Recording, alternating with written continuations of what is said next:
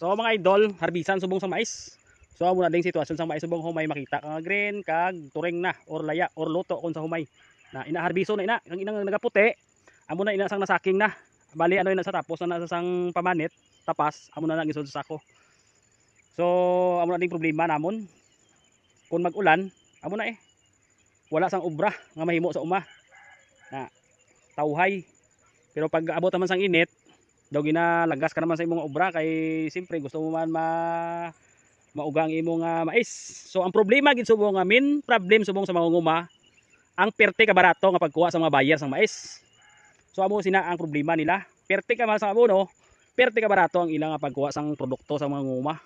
So amo na kaperdihan sa mangunguma. So isipon nyo, finance pa ang kapital sang mais, may interest pa, barato pa ang kuha. So tani sa mga sa mga negosyante sa mga mais no, maluoy man kamo sa mga mangunguma.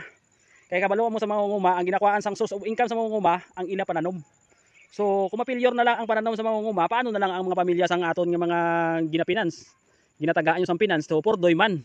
So kaluluoy. So imbes nga makapaeskwela sa sila kabataan sa elementary, hindi na lang kaeskwela kay pabuligon na lang nila sa ilang uma para gamay na lang ilang suhulan. So amo nang problema dire.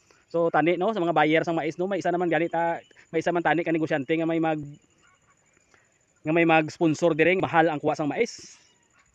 Kay una-unaon yun no, pag abot sang produkto sa mangunguma sa mga buyer barato. Dayon ang papagwa nila sang ilang mga like sa mga mga poultry supply mahal na. Plus ang mga crack corn kag tinakamahal kung magwa. So amo nang kinalain gid sa negosyante kag sa sa mangunguma. So amo na tami ang dapat tutukan sang aton gobyerno no. Palihog lang sa mga naka-assign dira sa mga committee nga una dapat inyo ni siya nga tagaan importansya ang mga mangungumata. So amo lang na siguro ang mahambal ko So tani mabatian nyo kag mahuna-hunaan nyo kung ano man ang kapait sang kabuhi sa uma. Kag kabuhi sang isa ka farmers nga nagatanong nga nagapaminsar nga makaginansya para man sa iya pamilya. So madamo gyud nga salamat. God bless sa inyo kag sa aton tanan.